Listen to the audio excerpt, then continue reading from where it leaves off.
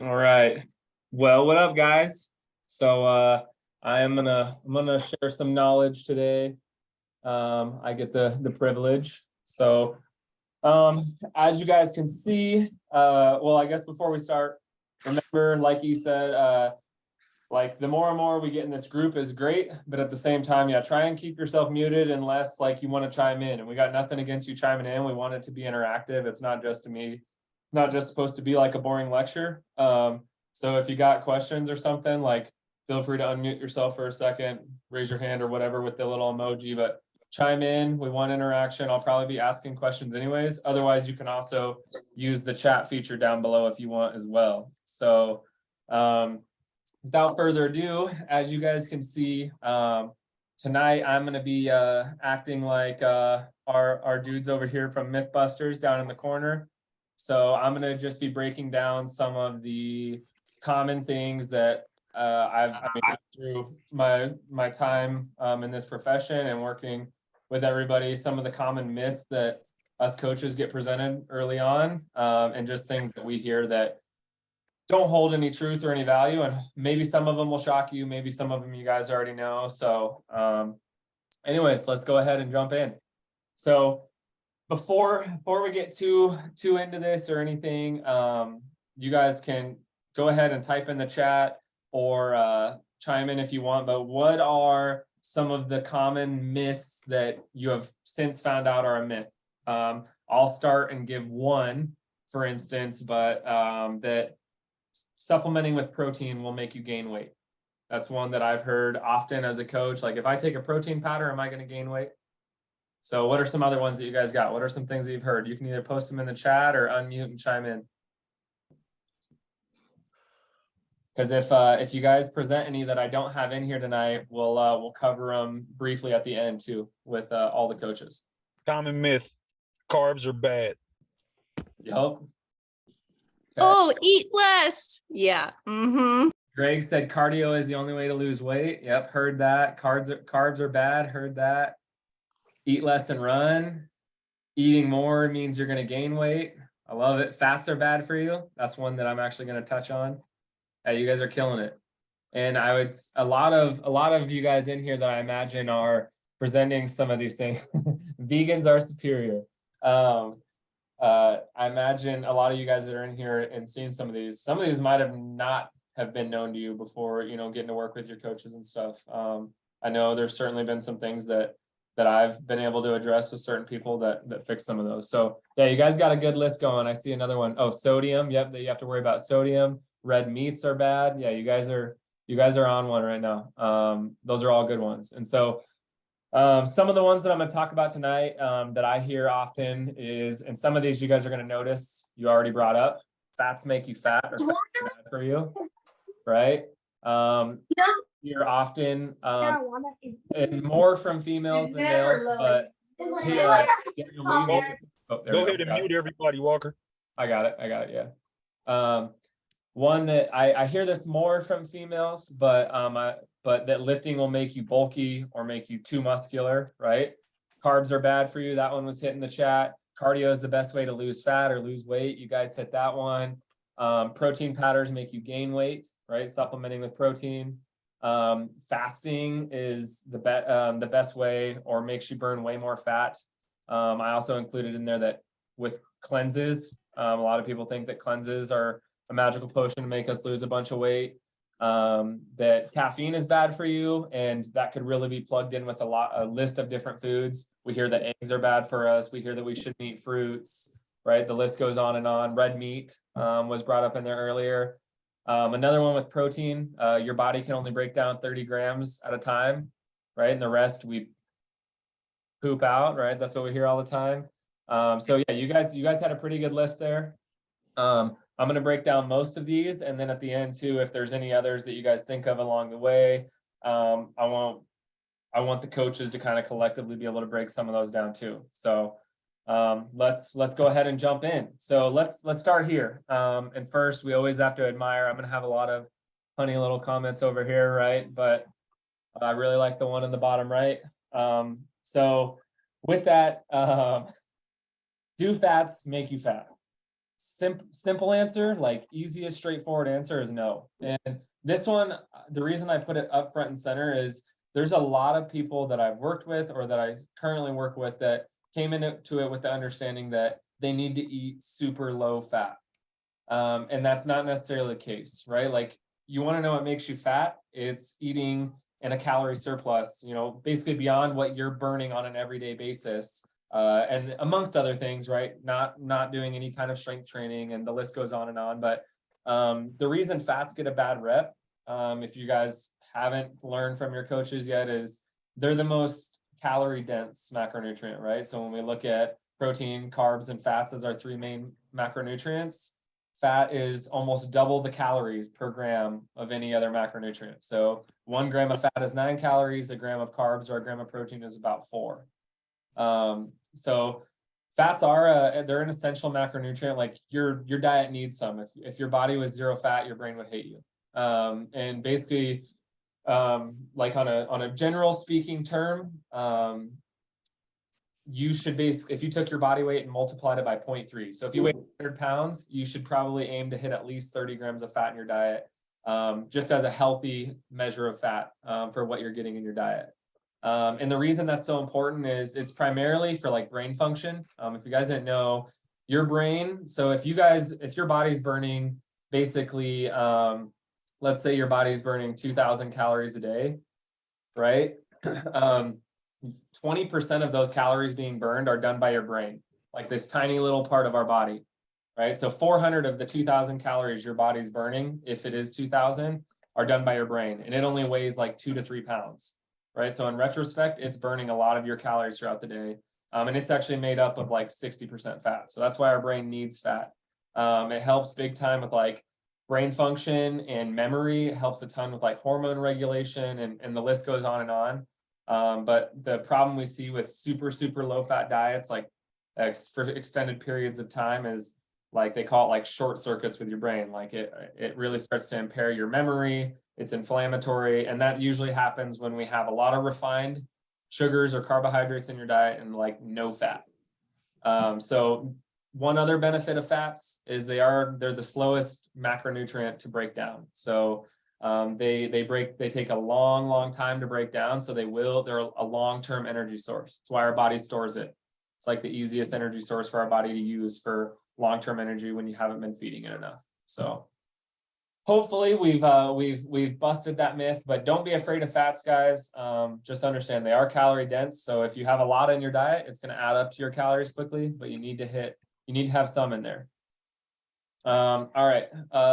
So ignore me on the right there, or your guys' left maybe. But lifting does not make you super bulky.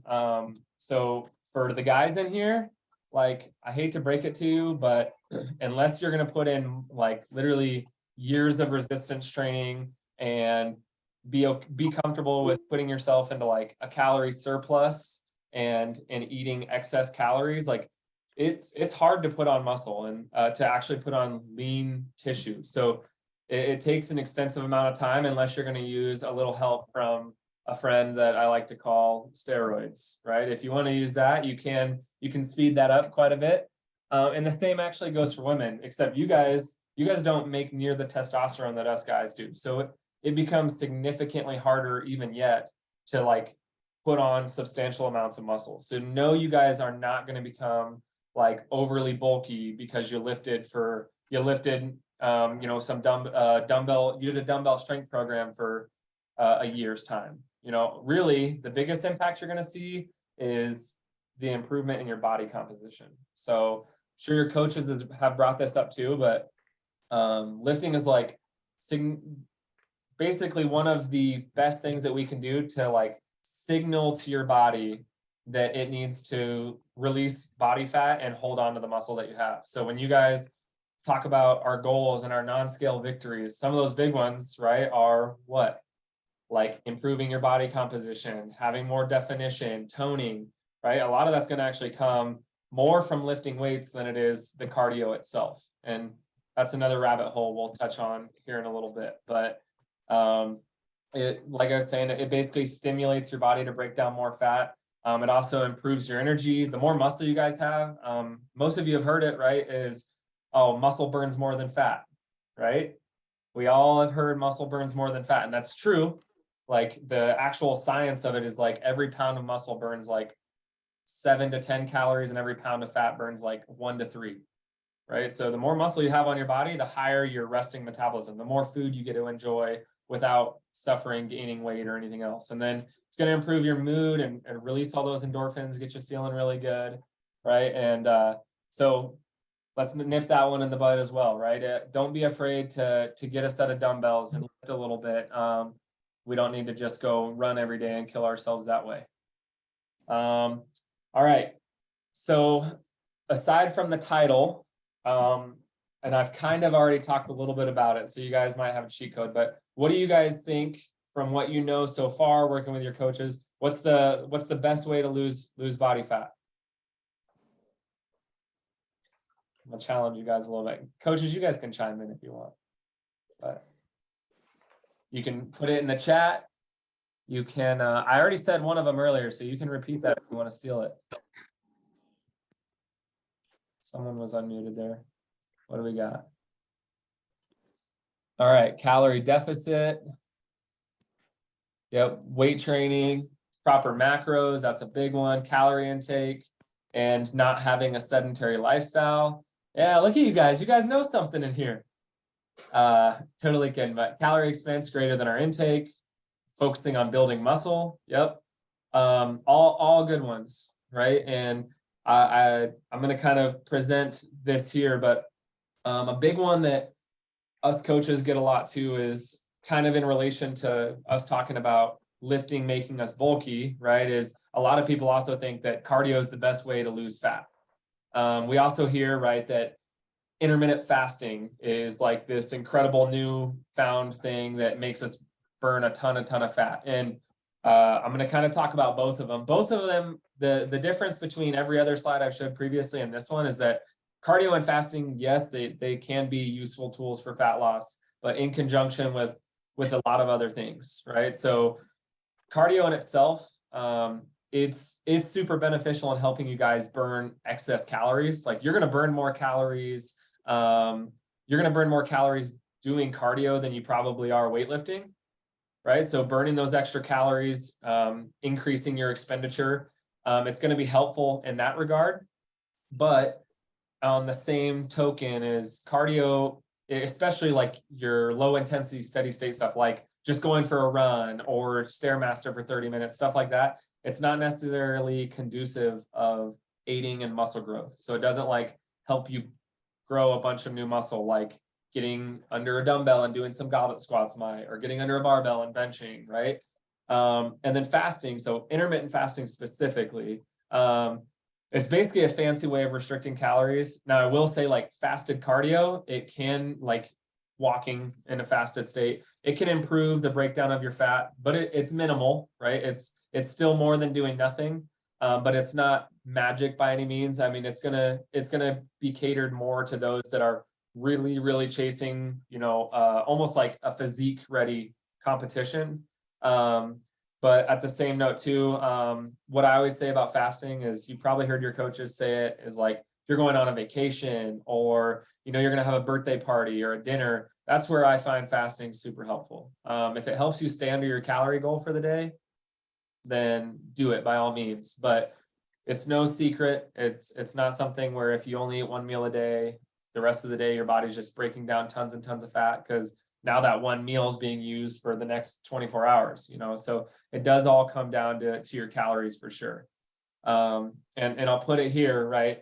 Easiest ways to lose fat: do some strength training or some resistance training. Have a way to basically continue to overload yourself. So if you were squatting 15 pounds one week, try and go for 10 reps, try and go up to 20 pounds the next week. Or if you can't go up to 20, try and now do 12 reps at the same weight, right? So always find a way to make sure that you're improving so that your body adapts. And then consistency in your eating patterns. So, obviously we give you guys macro goals and we give you guys calorie goals, but if your calories are all over the place, you got an average that you're supposed to be eating 2,000 a day, and Some days it's 1,000 and the next day it's 3,000 and you're averaging close to 2,000, but you have these really sporadic eating patterns, it'll stress your body out a lot. And it makes it hard for your metabolism to know where it should be burning. And all that additional stress basically just lends to our body trying to hold on to more fat and stuff. So consistent eating patterns, get in some strength training, and then trust your coach's plan. Like, we're here to basically work around any roadblocks that you're getting and stuff like that. So trust that what you're doing is going to work, and give us a little grace there. So, all right. Next one is, this one's kind of fun for me. But we get a lot of myths about protein. One of them I've already said, so I'm beating a dead horse there, but I'll touch on it again. Also, don't forget to admire my awesome photos. They're rather punny if you didn't notice. First, let's talk about the one where, oftentimes we hear, your body can only break down X amount of grams of protein at a time. We've heard 30, we've heard 25, 20, right? And the rest we leave in the toilet, basically, is what, I heard it all through high school. I heard it in college, right? In no way is that true. To an extent, your body can only break down a certain amount of protein, in a certain time frame. But one thing you have to understand is there's different types of proteins, and they're all broken down at different rates. So like whey protein is broken down super, super quickly. But something like cottage cheese is a casein type of protein. It takes a long time to break down. So and like proteins that's found in your vegetables and things like that, those are typically broken down much slower. So usually in your meals, even if your meal is 60 grams of protein, you're going to have different speeds that those different types of proteins are broken down at. So it's going to continue to be broken down throughout a long duration of time. And in the rare case that, you do have 100 grams of protein in a meal or whatever, the rest of it's, or if you have 3 proteins shakes, right? No, the rest does not go to the toilet. Your body uses it. So all it does is it basically, it's a little longer breakdown, but it eventually breaks it down into energy that's either used or stored, just like anything else, just like carbs, just like fat. So your body will break it down. So don't be afraid of basically pushing more protein in your diet. Truthfully, that's where most people struggle the most, is getting enough protein. Secondly, is protein shakes make us gain weight, right? I've had this question pop up more than once, but people are often worried that drinking protein, and I think it comes from a stigma of like high school lifters, right? Like they're slamming protein shakes like it's their day job, and they're just trying to gain weight. It's helpful because they need protein, but no, they're not going to make you gain weight. Truth be told, protein shakes are actually typically pretty low calorie, right? Like you can get 25 grams of protein in and it's only 150 calories. Like not many other things can you get that from. They're typically pretty macro friendly. Protein along with your workouts is like a recipe for success as far as improving your body composition. So don't be afraid of your protein. And if you're struggling there, that's what you got your coach for, right? If you're not sure different ways to get it in, to get protein in, talk to your coach. That's what we're here to do. But really, the only thing that's going to make you gain weight is we put you into a calorie surplus, basically meaning you're eating more than your body's burning. All right, I want to hit on one more big one, and it's just oftentimes we get asked, like if a certain food or a certain drink is bad. So I'm gonna turn right back around real quick before I break some of them down. And some of them were brought up earlier. I think Jason said red meat, but what are some of the foods, some of the drinks, some things that you have been told are bad for you that you should avoid? Throw it in the chat. Soy is one of them. Oh, and Jessica, I'll get to your question in just a second. Sorry, I just saw that in the chat. But eggs. All right. Yep. That's the big one. I'm actually going to touch on that. Bacon. Yep. Alcohol and Ben and Jerry pints. Well, there might be some truth to that one. Soy. Yeah, Eric, that's a big one. I didn't even think about that, throwing that in here. But yeah, that's a big one. Fruit. Yeah, juices. they say soy kills your testosterone. Yeah. And it is actually one that we have to be mindful of because it's in everything already. Fruit juices, potatoes, ice cream. Yep. Yeah, you guys are hitting a lot. And some of these, I mean, the thing you guys got to remember, and I think we talk about this almost every call, is that a lot of foods have some kind of bad rap for them. I mean, let's just take, right? Someone said ice cream, for instance. Like, yes, most people are going to say ice cream is not good for you. My argument would be that, like, if you can fit it into your daily plan and still hit your protein goals and stuff, it is in no way going to hurt your goals. So you guys, it's not much of a life if when you're dieting, you don't get to enjoy these things. If you do that, it's truly going to be a diet, right? With capital D-I-E, die. As soon as you're done with the diet and you start introducing those foods back in, that's when all that weight comes back on. So if you can learn to balance some of those things, a damn Snickers bar into what you're normally doing, do it. Right? Yeah, some more that came through: oat milk, pizza, fast food, right? Somebody said I'm breaking their heart with all these. No, we're gonna prove them right. So, anyways, real quick before we move into this, Jessica had a question in saying that she heard that you need to have 20 grams of protein within an hour of you lifting. And there's been a lot of studies recent, like I would say in the past few years, that have come out that basically show as long as you're getting some protein, someone's trying to join, some protein and a little bit of a carbohydrate within even 2 or 3 hours of your lift, there's almost no significant difference as far as your recovery goes and as far as your ability to like repair that muscle tissue.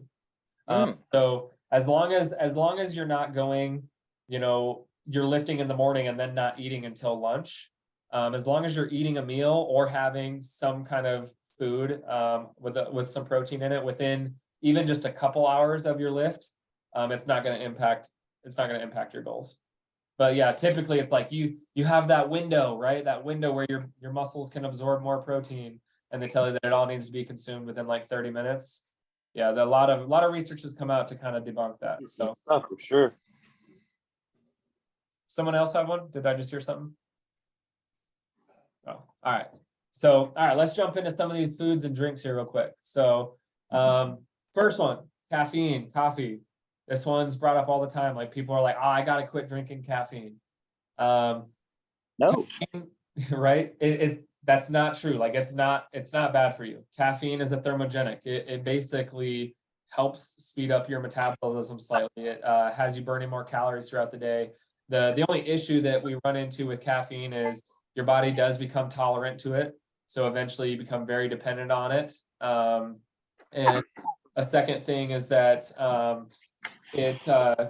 if you're having it later, as you get later into the evening, I mean, a serving of caffeine takes almost 6 hours to get through your system, whether you feel the effects of it or not. So, if you're having caffeine at 8 o'clock at night, I know people that can say, I can have a cup at 8 o'clock at night and go to bed, but it still does impact your REM sleep, which is that deep sleep that you need, just like eating right before bed. You could eat and then go right to bed, but it's still, your body's still then trying to break down that food. It affects your sleep a little bit. So, ooh, I didn't know that. You hear that? yeah, affects your deep Don't sleep. eat right before you go to bed. It affects your sleep. Okay, Yep. don't eat for bed, babe. No, food. I know. Oh, who is that? Hey, caffeine too, Walker. Yeah, what's up? I do know this for a fact. If you do not want to have caffeine within the first hour of waking up, because you want your hormones, you want your cortisol to level out. Yeah, So that's if a big one. Too early. Yep. If you have it too early, it'll shut off your cortisol. Yeah. Really? Yeah, that's another big one too. Most people, what is the first thing they do? They wake up as on their way to work. Within like the first 30 minutes, they're slamming caffeine. Yeah, and your cortisol is actually part of what wakes you up in the morning. So by letting your cortisol, that's a hormone, by letting that regulate itself, it will naturally wake you up. And then when you take caffeine, it actually basically blocks that cortisol from going down. And so then your energy levels stay higher through longer parts. That's good because I don't drink my coffee till I get to work anyways. There you go. See? Yeah, so caffeine is not a have. Another one is right. sugar-free gets a bad rap, right? Oftentimes, I'm sorry, I'm muting a couple of you guys real quick just because I was getting some feedback there. But sugar-free beverages get a really bad rap. And there's been a lot more like studies and stuff released lately on those that basically talking about, you know, the biggest thing people worry about is like carcinogens and them causing cancer and things like that. But there's been a lot more studies recently now that sugar-free things have been out longer, and that the effects are like super minuscule, right? Like, I mean, you're going to get as many carcinogens just eating something that was charred, like if you're really worried about that. So sugar-free beverages are a super easy way to get something sweet into your diet, and also keep your calories super low, right? Another one, eggs. Everybody's scared of eggs. One, because they have fat in them. Two, because cholesterol. But eggs are primarily made up of your HDL, which is, in layman's terms, your good cholesterol. It's what actually helps move the sticky LDL that gets clogged in your arteries. It actually helps clear a lot of that out. So unless you have a cholesterol problem, typically they're in no way harmful. They're actually going to be super beneficial. Fruit was another one, and someone said fruit juices. The only argument I would make to fruit juices as opposed to fruit is they're going to be, especially if they're like from concentrate or something, right? They're going to be super condensed and full of sugar. So the only issue with that, right, is if you're in a pretty low calories or anything like that, they're going to add up pretty quick and not make you very full. Now, if you're on the opposite side of that and you're trying to gain weight, what's that, B? Oh, I was just going. Did you see what Robert just asked? Oh shoot, I missed it. Because Matt talks about that a lot. Oh yeah. So Robert, good question with the egg whites and egg beaters. So comparing the two, they're almost essentially the same thing. There's just a couple additives to the egg beaters to basically improve taste. So they're a really good option because they are a fat-free option. They're full of protein. So then you can add fat somewhere else later into your day or into your diet, you know, have that juicier steak later on or something like that. But egg whites and egg beaters, comparing the two, either are fine. Most people prefer egg beaters. I have quite a few people that I suggest egg beaters to, just because they do taste quite a bit better. And Matt agrees with that. He's the big one that put us on there. Yep, and they are low cholesterol too. So if you do have cholesterol issues, yeah, you can take that into consideration. Fruit, like I was saying, so if you are gaining weight, fruit juices can be super helpful actually. And there's something that you can add almost as like a post-workout too, because that's when your body needs some of those carbs. But fruit juices, because they don't make you full really, but they are packed with a lot of calories, it can be an easy way to increase your calories if you're struggling. But fruit in general get a lot of bad rap, right? I've seen people be on diets where they can't eat apples or oranges or bananas. They can only eat berries. And that's the only reason those are typically even brought up, is because they have a little bit of sugar in them, right? 15, 18 grams of sugar in an apple or something. But one, it's a whole food, right? Tons of vitamins and minerals in there. Okay, I see you, Jonathan. Tons of vitamins and minerals in there, and a lot of things that, and a lot of fiber, which is going to help keep you full too. So these two go hand in hand, oil and butter. Like oftentimes we get told like you shouldn't eat butter, you shouldn't have oils. Both, like, hopefully that circles back to the thing I said about fats earlier. Don't be afraid of them, but understand that they are very calorie dense. So if your calories are getting pretty low, you don't want a lot of them, but there's nothing wrong with them. The types do matter though. So like with oil, right? All your seed oils, your vegetable oils, things like that, they're very inflammatory. They're full of omega-6s. We've had conversations about those in past live trainings, but what that means is they're inflammatory. So they basically cause you to retain a little bit more water. They're oxidative. They're a little stressful on your body. So picking things like olive oils and avocado oils and coconut oils over some of those other options. Same thing with butter, having real butter as opposed to some of our fake butters that are loaded with trans fat. Just as an option there. And this one, I think Jason said earlier, red meats, they've gotten a bad rep, especially lately. There was kind of a kick where like red meats were the devil basically. But they're very high in protein. Like per gram, they're typically actually higher in protein than like chicken breast. But the issue that you usually run into is some red meats are higher in fat, right? So if you pick a lean source of red meat, like a 93.7 or a 96.4 ground beef, really good options, and it's full of iron, right? A lot of us, especially females, struggle with iron deficiency. Red meat can be something that's super important to add into your diet. anyways, hopefully that gives you guys a little clearance on some of those foods as well. And here, I just saw his pork bad. Because someone earlier said bacon. I think it was Greg. No, like again, the bad rap about pork is sometimes nitrates that they talk about, but also that it's typically higher in fat. But again, if you can fit it in and make sure that you're getting ample protein and fit it into your calories, no way. Like you should have some bacon if you want it, right? Have a pork chop if you can fit it in. And there's also lean options of pork too. Like pork tenderloin's not that expensive, and it's the most tender, juicy cut of a pig that there is. So It actually has more protein than chicken too, Walker. yeah, pork tenderloin's super high in protein. Jason, turkey, no, same thing. Nope. Most of your poultries, they're going to be super good for you. They're always very lean. Just obviously the biggest thing with those is making sure you're not cooking them medium rare. And yeah, Matt just said pork chops are one of his go-tos. Yeah, I do it a lot too.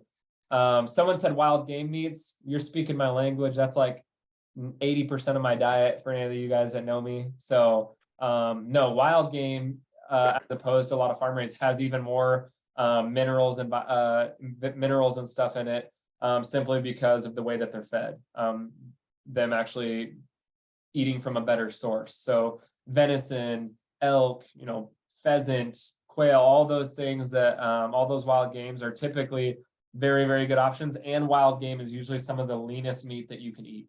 So per protein compared to anything else is super, super high. And real quick, before I move into anything else, Jonathan wanted to circle back real quick to the 0 calorie sugar thing. So yeah, Jonathan, what's up? Yeah, so I just wanted to point out one of the studies I read recently that was looking at 0 calorie sodas and sweeteners and things like that, and looking at insulin response. They've proven time and time again that having something like an artificial sweetener causes almost no insulin response whatsoever. But they've also proven now that if you eat them with other heavy carb meals like French fries or potato chips or something, you are actually more insulin sensitive and will intake more of your blood sugar if you pair those two items together. So my best thing is go for it. I love drinking those types of things, but try to be wary if you're pairing it with like carb heavy meals. You're just gonna take a little bit. It's not even a lot. This is like a little bit extra, but it's just something to be aware of, in my opinion. Yeah, no, that's smart. And the thing with insulin sensitivity that he's talking about, if you guys aren't aware, is like when you have those insulin spikes, that's what causes when your insulin drops back down, it causes big hunger spikes and stuff like that, leads to craving more sweets later on. So basically what he's getting at is, with some of your sugar-free beverages and things like that, having them on their own, you're going to see a slightly greater, you're going to have, they're better managed by having them on their own as opposed to pairing them with a super carb heavy meal. That's what he's getting at. So someone put in here, rabbit and squirrel. Yeah. Just a second. Okay. Yeah. Chester said rabbit and squirrel. I've yet to eat I haven't had squirrel, but we've shot a lot of rabbits around the area. I don't know. Hopefully I'm not offending anyone with that, but yeah, we've eaten rabbits too. They're super lean. They're good. They're a good source of protein. You're good with both. I saw Logan said he's doing it too. So anyways, okay. You guys can unmute yourself for this one if you want. And if there's none, if we hit kind of everything that you're talking about, great. But are there any, as we went through this, are there any other myths or things that you were curious about as far as whether or not they're true? Are there any others that you guys have? You were mentioning eating patterns. What are the pros and cons of having a strict regimen of eating on a certain hourly basis versus just eating when you're hungry? If the end result, you're still meeting all your macros, yeah. But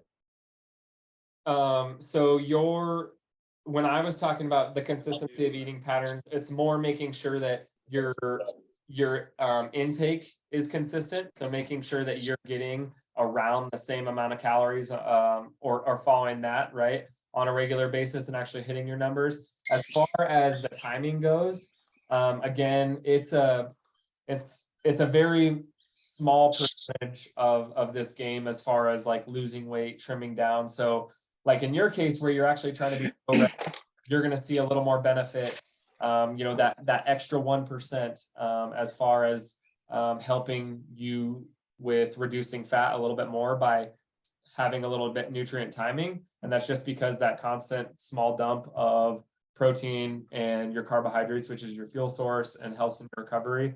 And Jonathan's probably got some on this too, but I would say for a general population, most of the people in here, as long as they're hitting their calories consistently, it's way more important than the consistent timing of their eating or anything like that. I saw, how long should you wait to go to bed after you eat? So if you're trying to optimize your sleep, a good recommendation is wait at least 2 hours.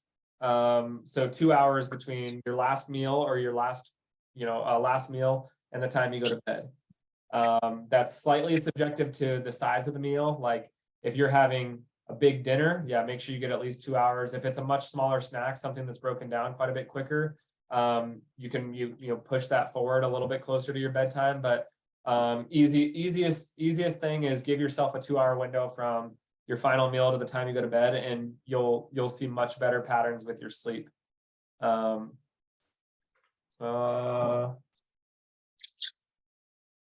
I think Daniel said, is it a bad idea? So he's working out at night, basically before bed. So easiest solution would be if you could work out at a different time of day, you would see better sleep. Because same thing with eating before bed. If you're working out before your bedtime too, your heart rate's getting elevated, your endorphins are kicked in. Like there's a lot of different hormones that are regulated through exercise. So it's actually going to typically make falling asleep a little bit harder. And again, getting into that deep pattern of sleep where a lot of your recovery comes by working out closer to bed. But if you're going to if you have to work out close in the evening, we don't want you working out and then not having anything before the next morning. So you're going to, at that point, if that's your only option is to work out in the evening, then yes, eat before bed. Just understand that your sleep could be better if you're able to move that workout time and that eating time. Alcohol, it's a tough one because it's one of the few that I'll say is not, if your goals are serious enough, you probably shouldn't have it in your diet, depending on how serious they are, right? If you're like trying to be single digit body fat, get away from it. If you're just trying to lose weight and maintain kind of more of a healthy lifestyle, yes, you can manage some in there. It needs to be tracked. And remember, it has to be tracked differently because alcohol is actually its own macronutrient. So it's 7 calories per gram of alcohol. That's why when you see like a White Claw and it says 0 carbs, 0 fat, 0 protein, but 100 calories, that's because of the pure alcohol that's in it. So it does affect a lot of things as far as your recovery. It affects a lot of how your cells hold on to water and nutrients and stuff. So if you're really focused on performance or trying to be like really, really low body fat, I would omit it. I mean, basically omit it if you can, especially at least during that time frame where you're trying to compete or whatever. But nonetheless, you should be reducing your alcohol intake significantly if you're trying to lose weight, because it has to be processed in your liver, and there's a bunch of stuff that goes on there to keep it simple, but it's not conducive of breaking down fat. So what else we got here? You guys got some good ones tonight. Okay, when I work out. Walker, What's up? somebody direct messaged me, I think they did on accident, and said, I'm sorry I'm a bit late here, but did you go over how tobacco affects any of this? How to what? How tobacco affects any of this? Oh, tobacco? Yeah. Oh, I'll give the little bit of knowledge that I have here, and I'll see. I imagine Jonathan, maybe Kat or E have a little bit of more on this as well. Tobacco is a stimulant, so it actually will wake you up. It will. It's basically going to. Think of it damn near like a pre-workout, as far as in layman's terms of it being a stimulant. Like it actually, a lot of the things that pre-workout does, tobacco does the same thing. So it's not necessarily damaging to like you going and hitting a workout, other than the effects that it has on your lungs from breathing in smoke and stuff. But it's, but if you're doing it in the evenings and stuff like that, it same thing as eating before bed, some of those things, it does impact your sleep. And if any of you other coaches want to throw anything else in there, you certainly can too. Chewing tobacco also does Yep. the same thing, so it can mess your mouth up, right? And depending on which one you chew, a lot of it has microscopic pieces of fiberglass in it, so it cuts your mouth up. But tobacco, smoking and or chewing tobacco also helps you go to the bathroom. Whatever's in your stomach is gonna come out, right? I know people that still run 10, 15 miles a day and they smoke. They smoke after they eat, so they don't want to eat anymore. So I just found out there's a study that nicotine really is not bad for you. Yeah. It's the when you put it in a cigarette with the filter, that's when Yeah. This is the way we ingest it. Yeah, Yep. like if you I heard have that pure too. nicotine or pure Yeah, tobacco, nicotine's like, it's like caffeine, right? Like yeah, you can't, like, it's not great to have a tons, but it's also like, if you just had a little bit of nicotine every day, it probably wouldn't hurt you. But I Mhm. think it's the way we take it in, either by smoking or putting in our lip, that's Mhm. that's obviously bad. yeah, and it's the additives that, yeah, it's the additives that they're adding to the chewing tobaccos and the stuff like that, that make it significantly worse. Same thing with vapes, Robert. If vapes are even worse for you because they can give you something called popcorn lung. So Yeah. those people you see that consistently vape, you get it's almost like a leprosy on the lung. You can't get rid of it. Yeah. And so real quick to, just because I don't want to forget Amanda, she had mentioned after work, or when you work out, you're extremely tired and starving afterwards. How does this affect things? So I mean, everybody's going to have a different response to workouts. Typically that exhaustion followed by that exhaustion is usually when your endorphins are released and all that stuff. A lot of that's still happening with your workouts, like those hormones. Whether or not you're feeling the effect of it, it might just be how much of those endorphins are being released or whatnot from your workout. But kind of circling back to how I had answered that, I think for Daniel, if you find that after, like if you're working out in the evenings and then you're tired and starving, I mean, really that's going to help you fall asleep faster. Go eat, and I mean, ultimately you're going to have to go to bed anyways. So if you can work out and eat and still give yourself a couple hours before you have to go to bed, it's going to help with your sleep the most. If you're working out and then, you know, you're tired and hungry, so you're working out, eating, and then going to bed right after, that might actually be part of the reason you're finding that you have lower energy later on, because your sleep, that deep sleep where you're recovering, is being impacted. If you're working out earlier in the day, then yeah, that's just something too that your body's going to become more conditioned to. But after your workout, making sure that you're recovering appropriately by getting a meal in with some protein and some carbs will typically help quite a bit. So Tim said we're determined to ruin his night. Anyways, okay, yeah, I think I've hit most of them in there. So this is awesome. This is what I was wanting. I'll come back if you guys have some more here in just a second, but I do want to hit on our member of the month and our book of the month here real quick too, since we are getting close to 7. And first one, I'll come back to that question. I just saw it pop up, but book of the month, it actually, so I haven't read this yet, but I looked into it a bunch because I stumbled upon it while actually putting together this presentation, and it really caught my eye. But it seems from everything that I've looked as far as reviews go, as far as kind of reading into his bio and stuff, that he actually touches on a lot of the things that we touched on here. So just in more depth, of course, but he kind of breaks down a lot of the food myths that we hear about as far as which foods are bad for us and why they're bad for us, about some of our nutrient timings and things like that, and basically how to incorporate a lot of these foods into our diet. And then the last thing here, our member of the month, he was supposed to make it tonight, ended up not being able to because of work. But this is someone you guys might have seen. I think Matt shared it recently. I know everyone in our group has seen it, but Marco. So we're actually 1 week away from working together for a year now. He just got through week 51. He's down over 70 pounds. So when he started, he was about 315, and he's down to about 240 now. Really does everything that he's asked. I mean, ideal in that sense, right? Like if I say we're doing this and this is why, he says, tell me when, right? Like when do we start?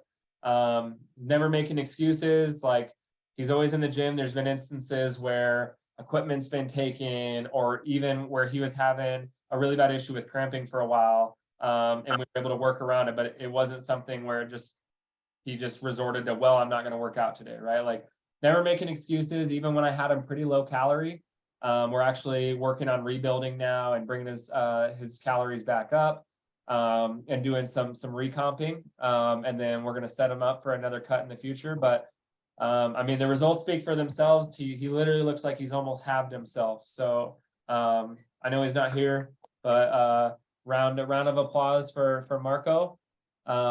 And I'll make sure to share all your guys's your wows and claps for him.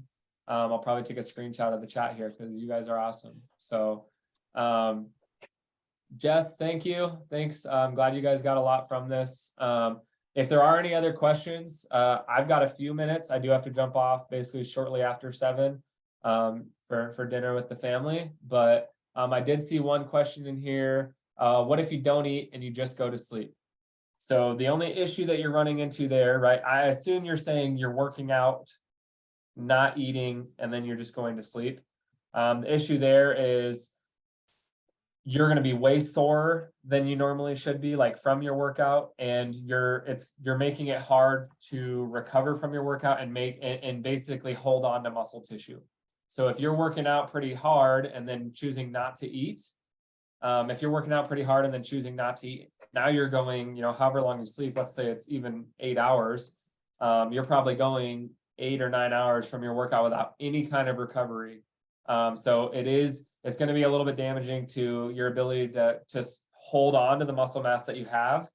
And it's just pretty stressful for your body. So I would definitely go against it, even if it means you have to eat right before bed. You're better off probably eating before bed if you're having to work out than to work out, not eat, and just go straight to bed, at least in my opinion. So awesome. E, you want to explain popcorn lungs a little bit? Where's he at? Maybe. Because I saw him leave a few minutes ago. Oh, what's up? He popped out a few minutes ago. Oh, did he? Okay. Well, damn. I don't have a ton of knowledge on it other than I know it basically has something to do with fluid getting into your lungs. And Jonathan, I don't know, Jonathan or Kat, do you guys know much on it? I know a tiny bit as well, and all I know is it can put holes into Yeah. your lungs. So It makes breathing just super difficult. You get a cold and you're screwed. It's just going to prolong that cold, for example. So instead of it being like a week-long cold, you're now looking at 3 or 4 weeks because you got holes, you've got the fluid. It just prolongs it. You run the risk of like now pneumonia down the road, right? Yeah. So throw a quick Google search. The internet will tell you all the scary things about it because the internet is good at that. But check out the chat. Here we go. Yeah, Amanda's a nurse, by the way. Hey, see that? See? Yeah. I was gonna say, I like to think I know a lot, but I don't know everything. So yeah, it causes scar tissue, thickens your lung lining. Yeah. So you guys are right on it. Yeah. So there you go. Sculpting guns like these. Just kidding, Jonathan. You guys just gotta coaches. Give it plenty of time. A lot of time. But all right, well, that's everything I got for you guys. If you guys have any other questions, I'll stick around like 4 more minutes, 7:05. Otherwise, we can just bullshit or say whatever we want, but I'm gonna quit recording here. Hey, Walker, nice job, dude. Well done. Thank you. I hope Yeah. you guys got a lot from it. It seems like we've had a pretty good response, so